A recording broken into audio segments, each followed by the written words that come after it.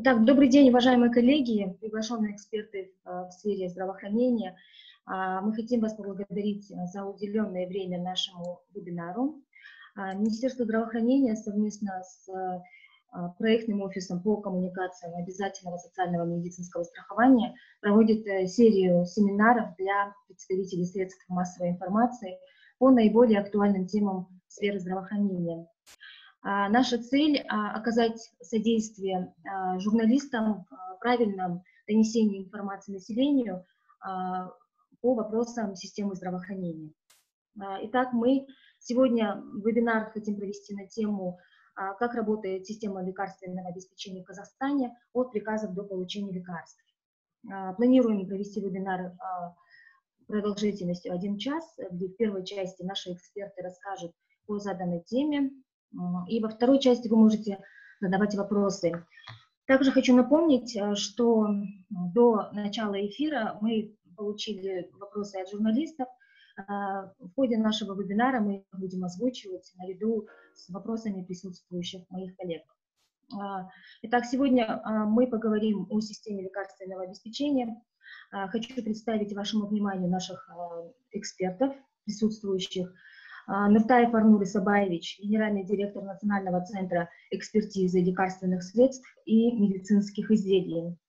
Умарова Гульнара Аттиновна, управляющий директор, член правления ТО СК «Фармация». И Жусупова Гульзира Кинжеевна, руководитель Центра рационального использования лекарственных средств Республиканского центра развития здравоохранения. Коллеги, я хочу вас попросить на время выступления наших спикеров выключить звук, чтобы постороннего шума не было. И во время, когда вы будете задавать вопросы, можно использовать еще чат. Спасибо за внимание. Мы продолжим. Гульзира Кинжеевна, вам первое слово. Мы хотим услышать от вас в целом, как работает система лекарственного обеспечения в Казахстане. Значит, мы очень часто слышим рациональное использование лекарственных средств. Вот более подробно расскажите, пожалуйста, и как выдаются лекарственные средства нашим гражданам. Этот процесс как выстраивается от начала, там, ну, скажем, от составления приказов, да, до получения гражданами этих лекарственных средств. Вам слово. Спасибо. Спасибо. Здравствуйте, уважаемые представители средств массовой информации, уважаемые коллеги. Позвольте представить вашему вниманию вопросы рационального использования лекарственных средств в системе лекарственного обеспечения граждан Республики Казахстан. Для начала я бы хотела остановиться на некоторых определениях, которые регламентированы Кодексом о здоровье народа и системе здравоохранения. В статье 1 Кодекса даны два важных определения. Это вообще, что такое рациональное использование лекарственных средств и что такое формулярная система. Рациональное использование лекарственных средств – это медикаментозное лечение, соответствующее клиническим показаниям в дозах, отвечающих индивидуальным потребностям пациента в течение достаточного периода времени и при наименьших затратах. То есть, когда пациенту назначается препарат, он должен назначаться только по определенным показаниям, которые имеются у пациента. В каких-то определенных дозах. Эти дозы у разных пациентов могут быть разные. И в течение определенного курса лечения, который тоже может быть разным. Это может быть 10 дней, это может быть 3 месяца, это может быть год. И важное тоже значение имеет, какие затраты при этом пациент и государство расходуют при использовании лекарственных средств. Вот формулярная система – это система периодической оценки отбора лекарственных средств для формуляров, поддержания формуляров, предоставления информации в виде руководства и перечня, направленная на рациональное использование, и обеспечивает рациональное использование лекарственных средств. Так какой же путь проходят лекарства, чтобы пациенты получали качественное медикаментозное лечение? Вы видите, да, слайд? Я вот сама не вижу. Следующий слайд. Для того, чтобы препарат мог использоваться на территории Казахстана, он проходит регистрацию в Национальном центре экспертизы лекарственных средств. Регистрация препарата обеспечивает качество, безопасность и эффективность данного препарата. Есть некоторые исключения, некоторые препараты, которые не проходят регистрацию, то есть имеют такую льготу. Это орфанные препараты и некоторые препараты, которые используются пожизненным показаниям для определенных пациентов. Данные лекарственные средства по разрешению уполномоченного органа могут возиться на территорию Казахстана без регистрации разовым ввозом. Далее разрабатываются клинические протоколы диагностики и лечения. Это такой документ, где описывается, как правильно ставится диагноз, какие диагностические мероприятия для этого проводятся и какое лечение проводится пациенту при определенных заболеваниях. Клинические протоколы диагностики и лечения разрабатываются профильными специалистами. Например, кардиологи разрабатывают протоколы по тому, как правильно лечить ишемическую болезнь сердца или хроническую сердечную недостаточность. Данные протоколы проходят экспертизу в Республиканском центре развития здравоохранения, потом согласовываются на объединенной комиссии по качеству медицинских услуг. Где вы можете найти данные протоколы? Они все располагаются на сайте www.rcrz.kz в разделе «Клинические протоколы». Каждый раз они обновляются и вывешивается новая информация о последних достижениях в мире лечения, правильной диагностики и лечения заболеваний, и вы их можете увидеть на сайте РЦРЗ. Далее, казахстанский национальный формуляр. Для того, чтобы использовать лекарственные средства в рамках ГОБМП и ОСМС, формулярная комиссия Министерства здравоохранения рассматривает включение препаратов в казахстанский национальный формуляр, куда входят препараты с доказанной клинической эффективностью и безопасностью. То есть здесь уже препараты рассматриваются не с позиции «каждый препарат имеет какое качество, безопасность и эффективность», а с позиции фармакотерапии. То есть как правильно лечить определенные нозологии по определенным препаратам. Есть сайт Казахстанского национального формуляра www.knf.kz. Тоже этот сайт относится к Министерству здравоохранения Республики Казахстан. На данном сайте по каждому лекарственному препарату расписана монография с описанием показаний, противопоказаний, особых указаний.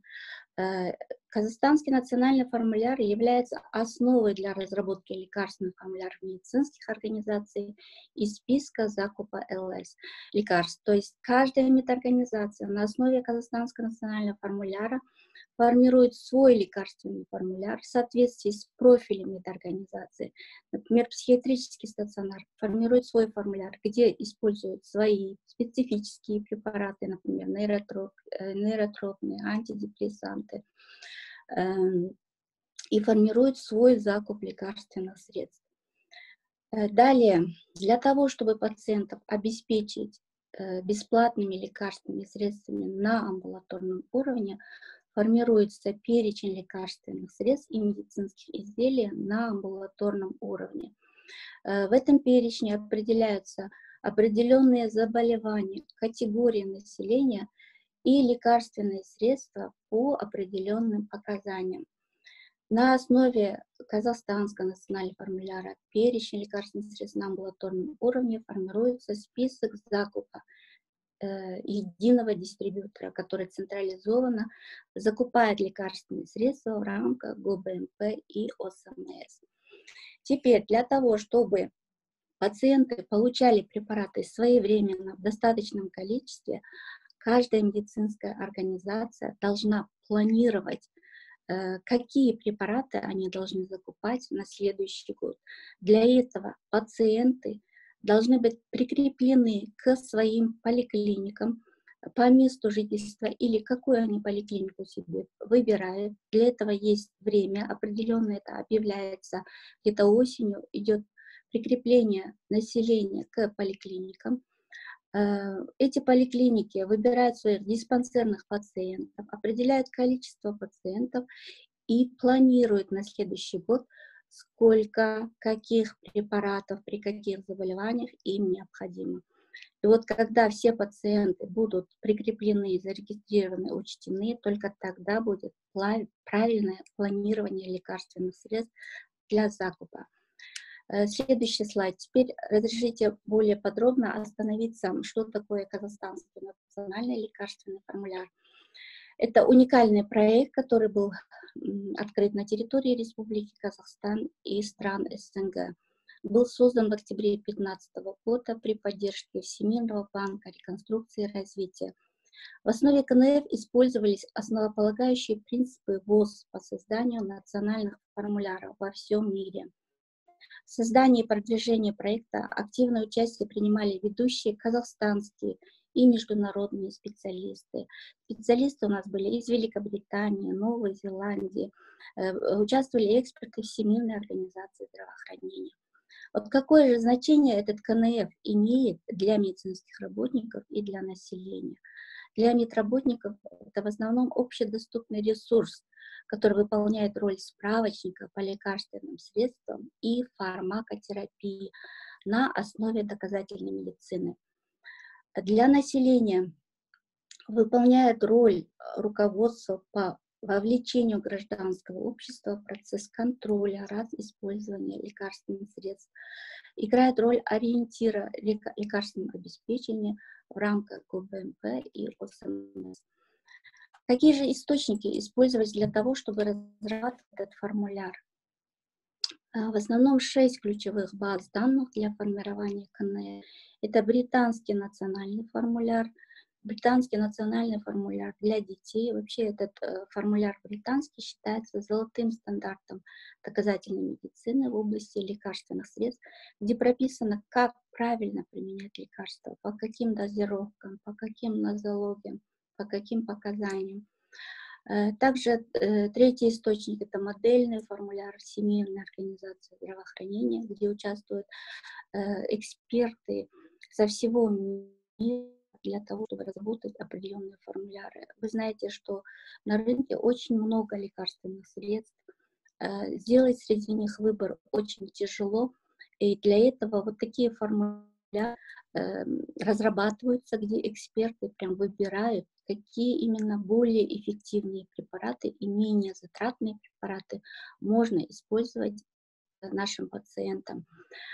Следующая база — это Кохрановская база данных доказательной медицины. Это всемирно известная база, где собраны все клинические исследования, систематические обзоры с высокой степенью доказательности. В этом можно узнать очень много фактов, базанных по применению лекарственных средств. Использовались две базы: Martindale, Stocklist, Drug Interaction. Это основные базы по фармакологии, по взаимодействию лекарственных средств. На следующем слайде не буду подробно останавливаться. Если вы зайдете на сайт www.knf.kz, у вас будет полная информация, как, куда заходить, чтобы посмотреть нужную вам информацию. Хочется отметить, что работает обратная связь, фидбэк. Можете задавать свои вопросы прямо на сайте, и наши специалисты вам ответят на ваши интересующие вопросы.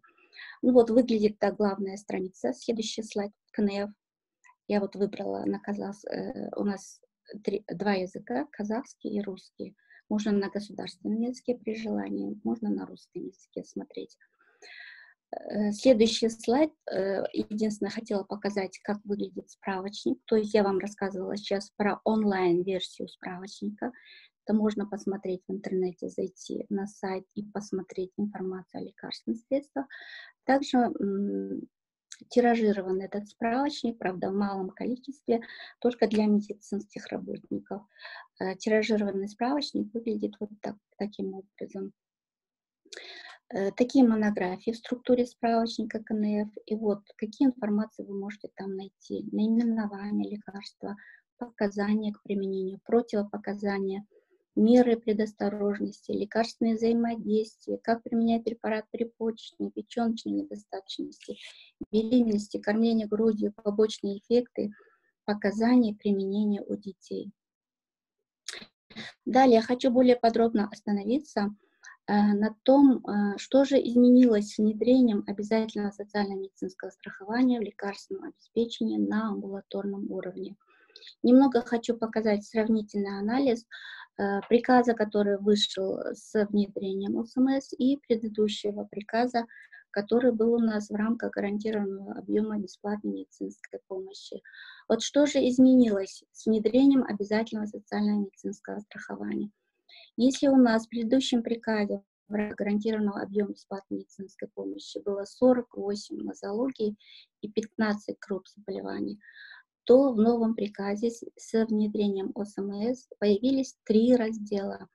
Первый раздел, раздел гарантированного объема бесплатной медицинской помощи, куда включены взрослые и дети. Остались 33 нозологии из 48, которые были. Оставшиеся нозологии перешли в систему обязательного социально-медицинского страхования. 14 групп заболеваний. Второй раздел — это ОСМС для взрослых, куда включены 40 заболеваний, 10 групп заболеваний. И третий раздел — это ОСМС для детей до 18 лет. То есть здесь указаны препараты, которые назначаются детям бесплатно до 18 лет. Включает 65 нозологий, 16 групп заболеваний. То есть вы заметили, да, что значительное расширение заболеваний идет в рамках обязательного социального медицинского страхования. Структура перечня таким образом выглядит, что входят туда наименования заболеваний, они кодируются по МКБ-10, категории населения, показания, по каким показаниям, степеням тяжести применяются данные препараты при определенных нозологиях, название лекарственного препарата по международному непатентованному наименованию и код АТХ. Вот на следующем слайде более подробно хотела показать, вот, что же изменилось. Если в рамках ГУБМП в прошлом году у нас было 48 нозологий, то в новом приказе с внедрением ОСМС стало 138 нозологий. Общее количество лекарственных средств в прошлом году было 278, то с внедрением ОСМС стало 617. То есть идет значительное расширение перечня амбулаторного лекарственного обеспечения. По медицинским изделиям было 9 изделий медназначения в рамках ГУБМП, то с внедрением ОСМС их стало 34. Следующий слайд. Всего лишь были исключены одно лекарственное средство и одно медизделие, только в связи с тем, что эти препараты медизделия были менее эффективны, были включены более эффективные позиции. Далее не буду подробно останавливаться на нозологиях. Единственное, хочу сказать, что было включено 80 новых нозологий в рамках ОСМС в перечень бесплатного лекобеспечения. Здесь перечислены, если вам будет интересно, можете посмотреть, какие новые заболевания были включены.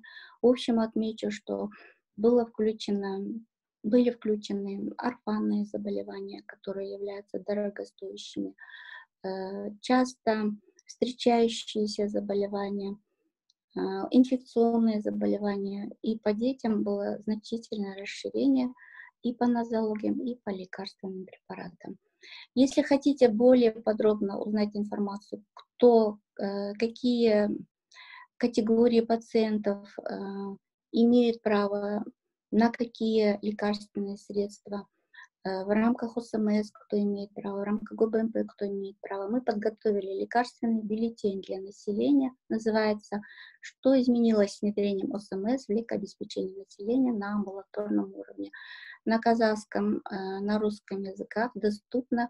Вот на следующем слайде, можно следующий слайд? Вот лекарственные бюллетени, и следующий слайд. Вот, есть такой сайт druginfo.kz. Вы можете на этом сайте скачать данные бюллетени и более подробно изучить вообще, что изменилось с внедрением ОСМС в рамках бесплатного обеспечения лекарственными средствами на амбулаторном уровне. Следующий слайд. Коротко хочу остановиться на признаках нерационального использования лекарственных средств. Это чрезмерное и бесконтрольное употребление антибиотиков, что приводит к развитию антибиотикорезистентности, устойчивости антибиотиков к простым банальным инфекциям, приводящие к частым осложнениям, увеличению длительности лечения, повышению затрат на лечение, чрезмерное использование инъекционных препаратов при возможности применения препарата внутрь. Это также приводит к развитию всяких осложнений в месте инъекции, передаче инфекции парентеральным путем. Полипрагмазия – это одновременное употребление нескольких, а иногда нескольких десятков лекарств. Даже иногда бывает, что одной фармакологической группы назначаются лекарства, проявляется снижением эффективности фармакотерапии, развитием серьезных, нежелательных побочных реакций, а также значительным увеличением расходов здравоохранения. Если вам интересны эти темы, мы можем с вами организовать отдельные презентации, отдельные выступления на вот эти темы по антибиотикорезистентности, по полипрагмазии и по чрезмерному использованию инъекционных препаратов. На этом у меня все. Спасибо большое, уважаемые коллеги, уважаемые представители средств массовой информации. Хотелось бы сказать, что у нас в Центре использования лекарственных средств работает колл-служба. Вот телефон на вашем экране 8 800 080 88 87.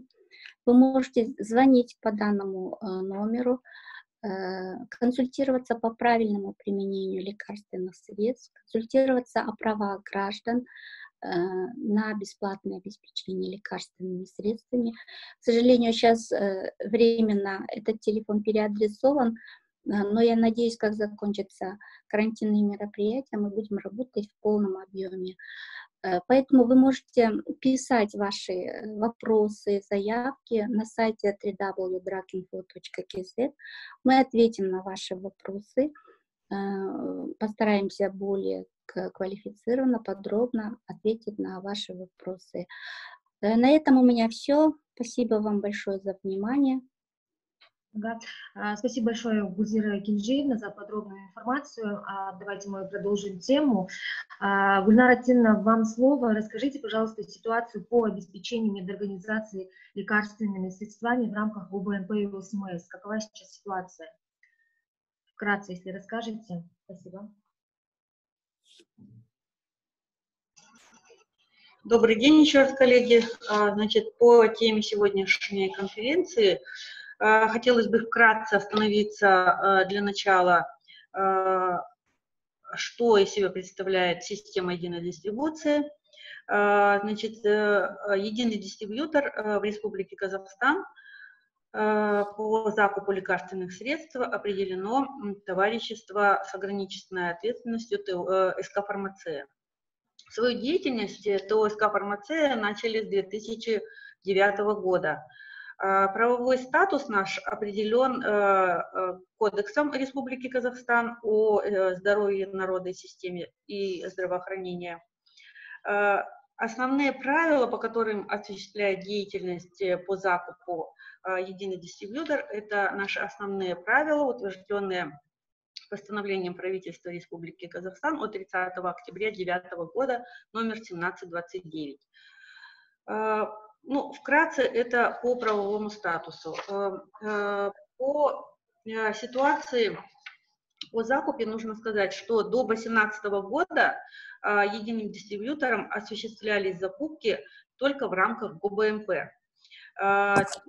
И мы закупали в основном лекарственные средства и медицинские изделия для стационарной помощи, для оказания стационарной помощи населению. И лишь по социально значимым заболеваниям до 2018 года на средства республиканского бюджета закуп лекарственных средств в рамках амбулаторного лекарственного обеспечения мы осуществляли только по социально значимым заболеваниям. И плюс мы закупали за счет республиканского бюджета все вакцины по обязательному календарю прививок. Но мы все знаем, что с 2018 года в республике принято решение о централизации закупа лекарственных средств в рамках амбулаторного лекарственного обеспечения и весь перечень лекарственных средств в рамках АЛО осуществляется через ТО СК «Фармация». Здесь нужно отметить, что бюджетные средства, вернее, средства из местного бюджета были все переданы в республиканский бюджет, и тем самым произведена централизация закупа. С этого года нами закупаются лекарственные средства также и в рамках обязательного социального медицинского страхования. Нужно сказать, что на сегодня в рамках ОБМП мы закупаем лекарственные средства для 14 нозологий и 32 заболеваний в этих нозологиях. И в рамках ОСМС это 17 нозологий и 89 заболеваний. Весь перечень лекарственных средств, который закупается для амбулаторного лекарственного обеспечения, утвержден приказом Министерства здравоохранения номер 666. Вкратце расскажу о закупе лекарственных средств в рамках АЛО. Вот в 2019 году, для сравнения, в 2019 году мы закупали лекарственные средства только в рамках ОБМП. Значит, вот Гульзера Гинжевна, извините, в своем выступлении уже говорила о том, что для того, чтобы единый дистрибьютор осуществил закупки, Министерством здравоохранения ежегодно утверждается приказ, которым утверждается список единого дистрибьютора на соответствующий год. Так, на 2019 год, ну, еще здесь нужно сказать, что список единого дистрибьютора, помимо того, что содержит в себе международные непатентованные наименования лекарственных средств с дозировками и с лекарственной формой, содержит в себе также предельную цену, выше которой медицинские организации не имеют права осуществлять закуп этих лекарственных средств. Так вот, по предельной цене в 2019 году медицинскими организациями единому дистрибьютору были представлены заявки на 204, практически на 205 миллиардов тенге.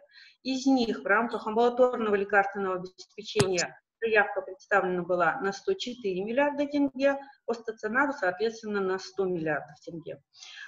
Всего было заявлено к закупу 1183 наименования в прошлом году. Значит, в рамках амбулаторного лекарственного обеспечения в прошлом году из заявленных 104 миллиардов тенге медицинскими организациями по рецептам, которые обеспечиваются в рамках программы информационной системы лекарственного обеспечения ИСЛО, было обеспечено для населения страны на сумму порядка 99 миллиардов тенге. Это 463 наименования. И в 2019 году порядка 1 миллиона 800 тысяч населения были охвачены бесплатными лекарствами, которые закупаются единым дистрибьютором. Если посмотреть на 2020 год и на картину, которую мы видим на сегодня, то нужно сказать, что заявки были представлены единому дистрибьютору по 1385 наименований, которые есть на сегодня в списке единого дистрибьютора. Буквально на днях список единого дистрибьютора еще дополнен в рамках как раз-таки амбулаторного лекарственного обеспечения еще 26 новыми позициями, которые тоже будут закупать единый дистрибьютор. Итого заявок на 2020 год было представлено от медицинских организаций всей республики на 140 миллиардов тенге в рамках амбулаторного лекарственного обеспечения, повторюсь еще раз. Из них в рамках ГУБМП это практически 115 миллиардов тенге, и в рамках ОСМС на почти 25 миллиардов тенге. Значит, на сегодня обеспечено население на 45,3 миллиарда тенге. Ну, впереди еще полгода, и поэтому я думаю, что весь заявленный объем, который медицинские организации заявили, еще раз повторюсь, это 115 миллиардов тенге, будет обеспечено. Ну, если будут вопросы какие-то, я готова ответить, я думаю, более подробно, если будут какие-то вопросы. Хорошо. Гульнара Тина, спасибо за информацию. Как раз у нас были вопросы от журналистов по поводу финансирования, да, и сколько средств на ГУБНП и ОСМС. Вы на эти вопросы уже ответили, поэтому, я думаю, можно следующее слово предоставить Арнуру Сабаевичу. Арнур Сабаевич, вы здесь?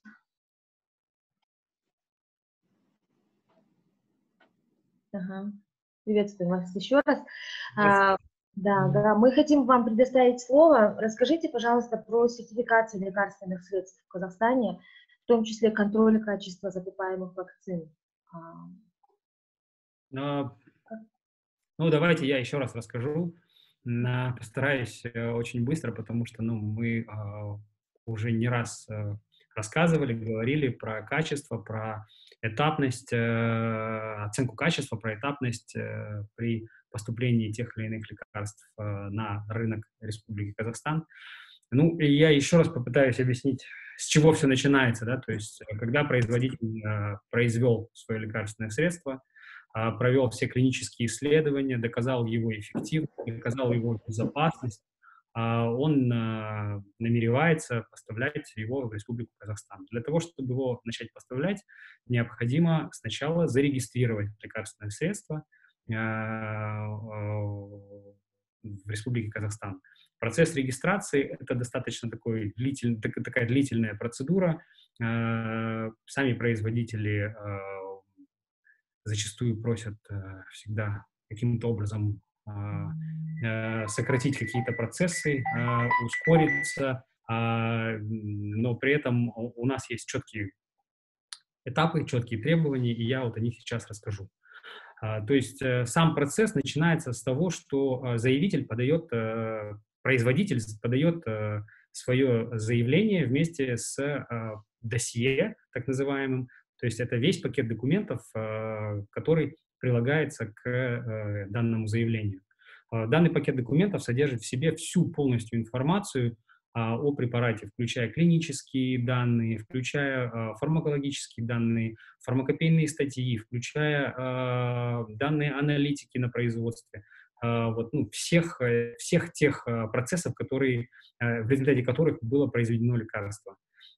После того, как заявление поступает в Центр экспертизы лекарственных средств на экспертизу, наши специалисты первое, что делают, это выезжают на оценку условий производства.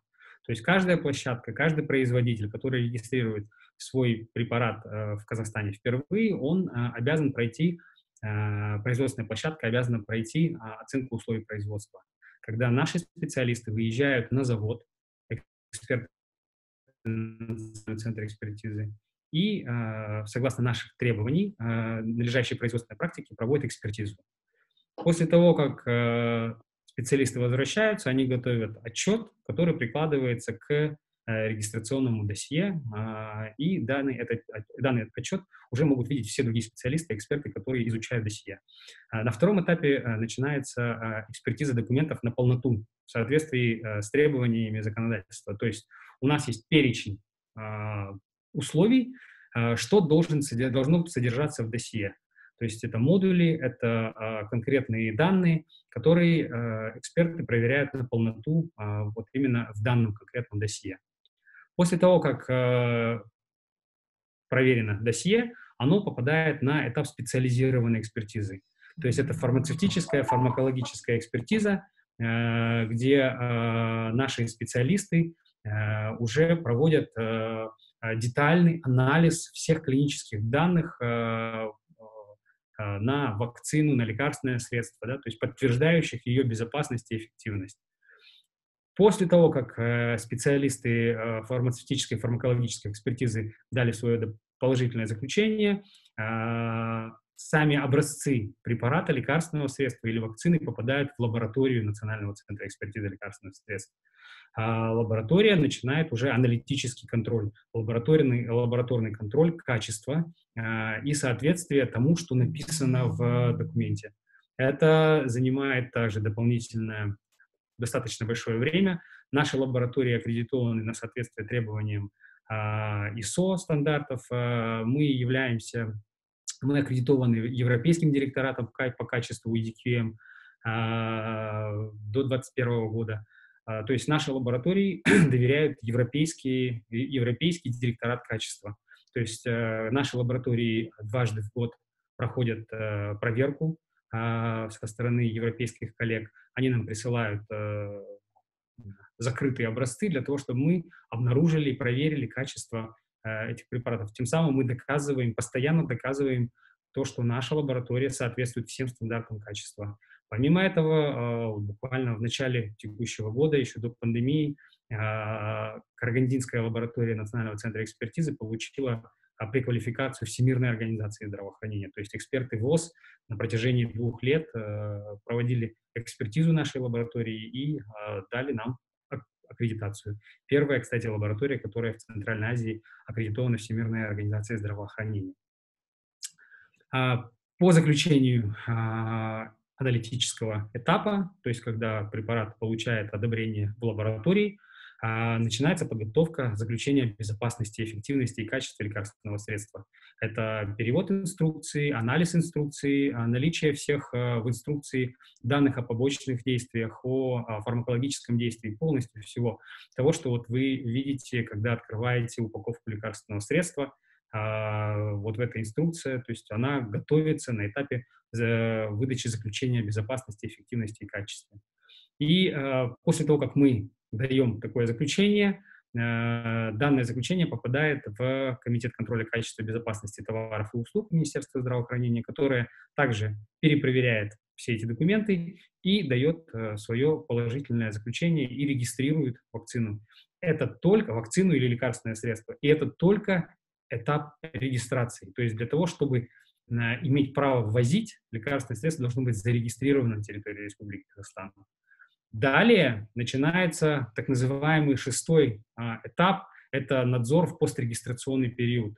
Он у нас проводится 2 путями. То есть первое – это проверка каждой завозимой партии в рамках оценки безопасности и качества.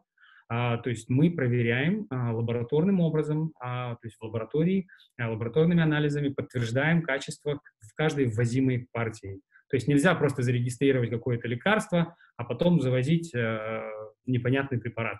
То есть каждая партия будет проверяться лабораторно, за исключением стран ICH, так называемых, то есть это страны Соединенные Штаты Америки, Западная Европа, ну, для которых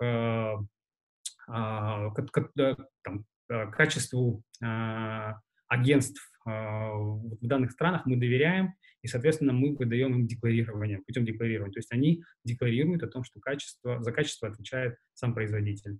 Далее, на следующем этапе, проходит фармаконадзор лекарственных средств, вакцин.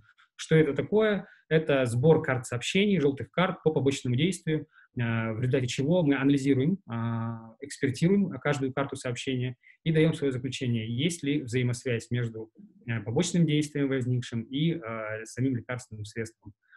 И передаем данные, которые мы получаем, в Комитет контроля качества, на основании которого Комитет контроля качества приостанавливает или отзывает регистрационное удостоверение, либо же мы также передаем данную информацию в единый мировой центр фармаконадзора в городе Упсала, Швеция, то есть которые также ведут такой фармаконадзор по всем странам мира. И Казахстан является неотъемлемой частью по фармаконадзору мировому. То есть также нам доступна информация по всем побочным действиям тех или иных лекарств. То есть когда вот вы в новостях читаете о том, что где-то там отозвали регистрационное удостоверение, мы уже об этом знаем, и мы уже об этом как бы информируем наши органы, и мы уже принимаем какие-то меры. Таким образом, вот это весь процесс, который у нас есть на сегодняшний день, которым мы пользуемся и который мы реализуем для того, чтобы казахстанцы получали качественные, эффективные лекарственные средства. Спасибо большое. Спасибо большое, Арнольд Сабаевич. У нас еще вопрос поступил от журналиста. Меры поддержки отечественных фармкомпаний. Что для этого делается? Это вопрос, наверное, к вам скорее, да? Ну, на самом деле, я думаю, он ко всем коллегам, потому что мы все являемся частью большого механизма лекарственного обеспечения. То есть, что касается поддержки отечественных товаропроизводителей, ну, конечно же, это сокращение сроков регистрации, то есть это стоимость, сама процедура регистрации, она ниже. Ну и, конечно же, там, я думаю, коллеги расскажут, какие они меры поддержки также оказывают для отечественных товаропроизводителей. Спасибо. Гульнара Тимовна, Гульзира Кенжиевна, вам есть что добавить к этому вопросу? Ответу точнее.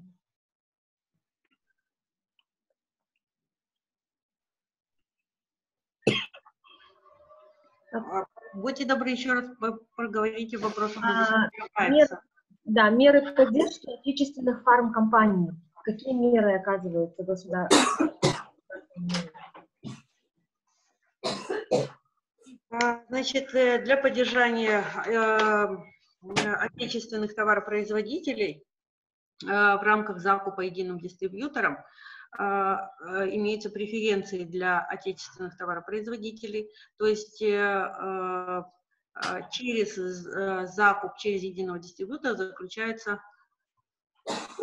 Вот, что-то у нас прерывается, кажется. Вы нас слышите? Да, я вас слышу. Все слышно? Значит, заключаются так называемые долгосрочные контракты с единым дистрибьютором отечественных товаропроизводителей сроком на 10 лет.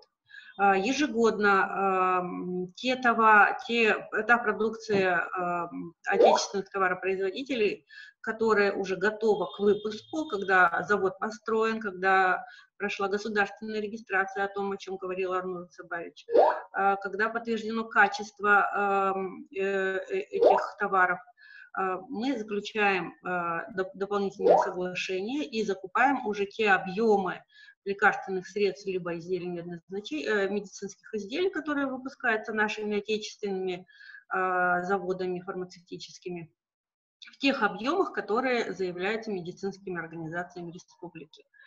Если посмотреть в динамике, с 2010 года, когда впервые начали заключаться долгосрочные договоры, то нужно сказать, что в 2010 году мы заключили долгосрочные договоры, если на практически 5 миллиардов тенге, то в 2020 году эта цифра уже составляет практически 62 миллиарда тенге. Если точно, 61,7 миллиардов тенге.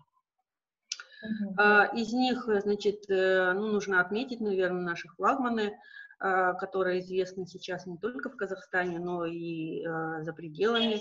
Это наш Химфарм, большие заводы Нобель, Абди Ибрахим, Килункасфарм, и практически 50% объема в рамках ГУБМП мы закрываем товарами отечественного производства. Отлично.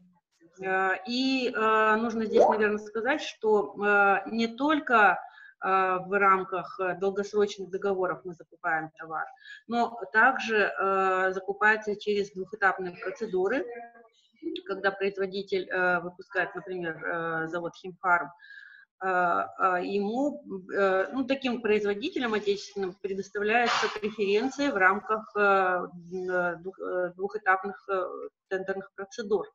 То есть они не участвуют в конкурсе, и если есть такой производитель, то у него закупается напрямую. Вот такая поддержка со стороны государства. Отлично. Гарантированно в рамках ГУБМП и сейчас в рамках ОСМС продукция наших заводов как раз покрывает потребности населения. То есть, если я правильно поняла, вы сказали, 60% закупаемых лекарственных средств в рамках ГУБМП обеспечиваются отечественными фармкомпаниями? Ну, если нужно конкретно сказать, сколько, вот время мне немножко дайте, я... А вы сумму имеете в виду? И в процентах сказали, да, 60%? В процентах вот точно сейчас, вот чтобы не ошибиться, я чуть попозже дам информацию. Спасибо. Хорошо. Я напоминаю, что наш вебинар в записи, то есть после завершения всем журналистам этот вебинар будет доступен в записи на YouTube. Еще был вопрос по поводу дженериков. Можно ли доверять им? Был вопрос от журналистов до эфира. Вы, Гульзира Кинжиевна, вы расскажете, может?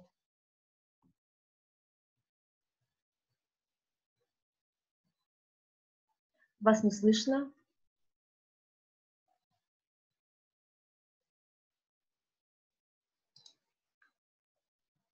Так, у вас звук выключен, Гульзира Кинжиевна. Ага, включите, пожалуйста, ага. Слышно, да? Да, слышно. Да, уважаемые коллеги, давайте я начну про генерики. Значит, в мире широко используется такая политика, как использование генерических препаратов. Чем полезны или какое преимущество, да, имеет политика такая, использование генерических препаратов? В принципе, когда производится препарат оригинальный, он имеет свой патент. Этот патент может длиться там 20, в зависимости от какой страны, 20 лет, 15 лет. И как только этот патент заканчивается, на рынок выходят генерические препараты. Это воспроизведенные препараты, то есть это то же самое действующее вещество, которое есть у оригинального препарата.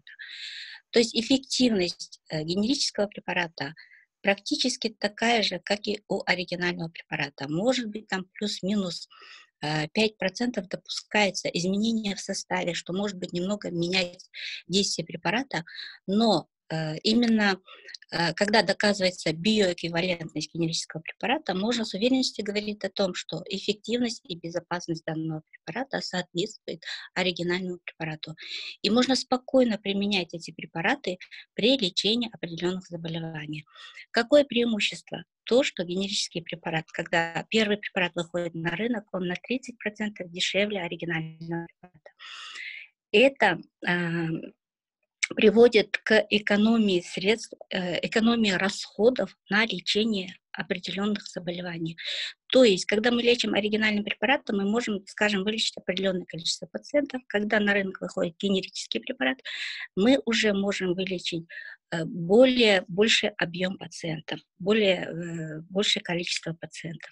То есть увеличивается доступность лечения для пациентов. Для этого и вводится генерическая замена.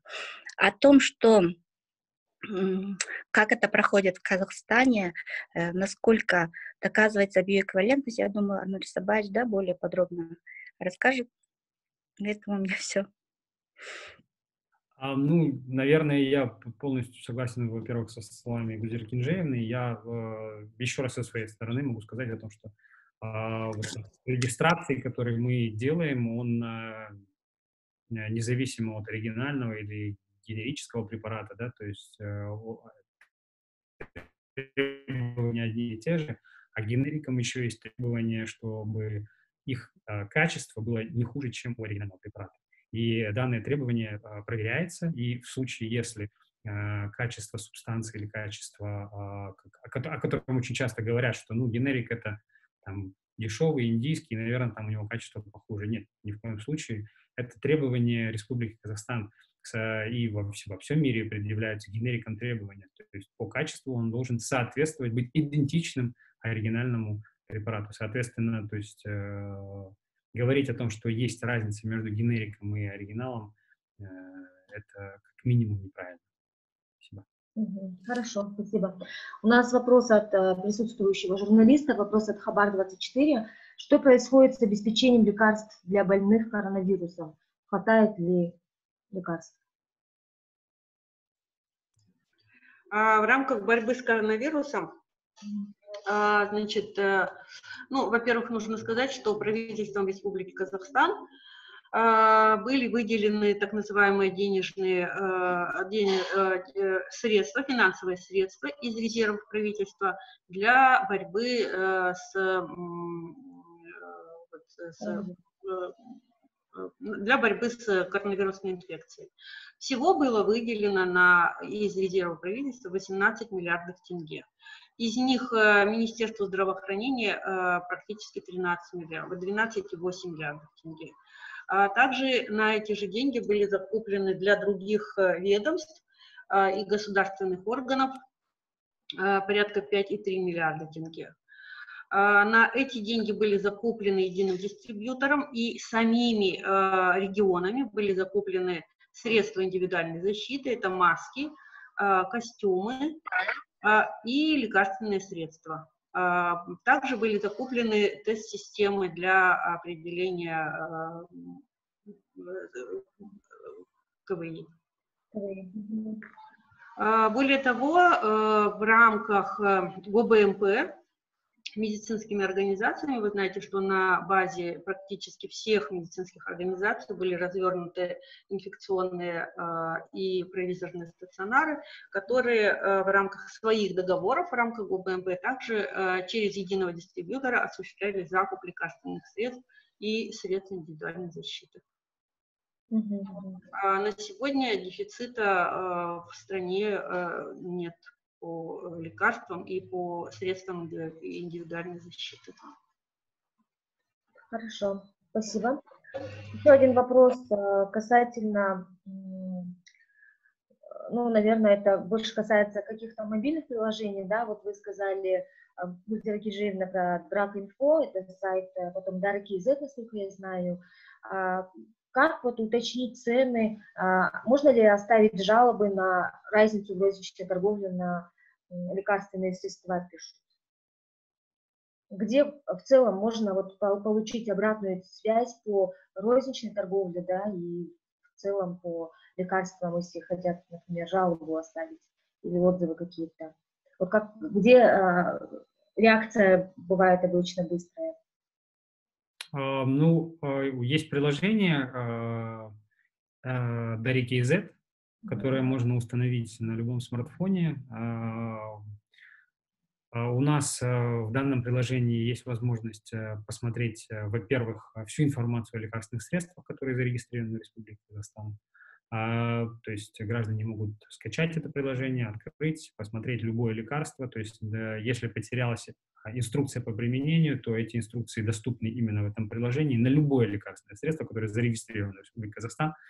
Помимо этого, есть возможность посмотреть предельную розничную цену на лекарственное средство в данном приложении. И в случае, если вы увидели, что цена в аптеке выше, то вы можете написать обращение, которое попадет в Комитет контроля качества и будет обязательно рассмотрено. Что касается жалоб насчет качества лекарственных средств, то в Казахстане существует, как я уже говорил, процедура оформления желтой карты. Если лекарство неэффективно, гражданин имеет право заполнить желтую карту обращения, Центр экспертизы рассматривает данную желтую карту, в случае необходимости осуществляет отбор образцов на рынке и, соответственно, проводит экспертизу качества.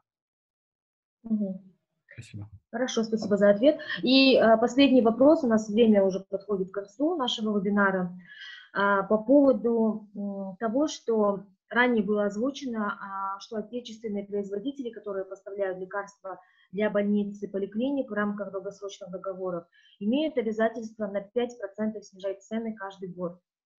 Вот как обстоят дела с этим, скажем, делом, да? Это было, кажется, озвучено в конце 2019 года. Может, об этом говорить еще рано.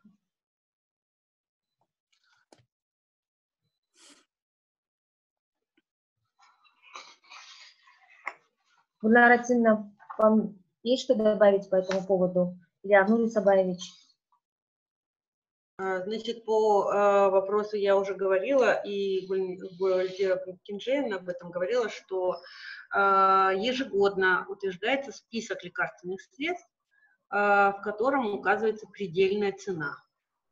Для единого дистрибьютора цена, указанная в списке единого дистрибьютора, является той ценой, выше которой мы не можем продавать, не можем реализовать медицинским организациям. Поэтому вопрос, наверное, не к СК-фармации в данном случае. Для нас цены установлены, и мы покупаем по этой цене. Ну, тогда я попробую объяснить. Что касается обязательства снижения, то с прошлого года уже нету данного обязательства по снижению цен, потому что, ну, как вы знаете, и стоимость компонентов различных, которые есть на рынке, она растет. И неоднократно производители выступали, отечественные производители выступали с просьбой об исключении данного пункта, так как все сложнее и сложнее им было осуществлять поставки своих лекарственных средств. Поэтому с прошлого года уже нет такого требования, то есть по снижению на 5% ежегодному цены, так как на сегодняшний день цены, в принципе, регулируются на основании их заявлений и своих расчетов. При этом есть референтная система установления предельных цен, которая позволяет государству контролировать стоимость закупаемых лекарственных средств. Спасибо. Все хорошо. Спасибо большое, дорогие участники и уважаемые наши эксперты. Мы сегодня получили, я думаю, достаточно объемную информацию по лекарственному обеспечению в нашей республике. Если будут дополнительные вопросы от представителей средств массовой информации, я думаю, можно будет с вами связаться, да, и отработать. Еще раз напоминаю, что запись можно будет потом посмотреть после эфира на YouTube, как наши коллеги зальют. Спасибо вам еще раз за уделенное время, за ваши удачи и успехов в вашей работе. Всего доброго. Спасибо. До Спасибо. свидания. Спасибо.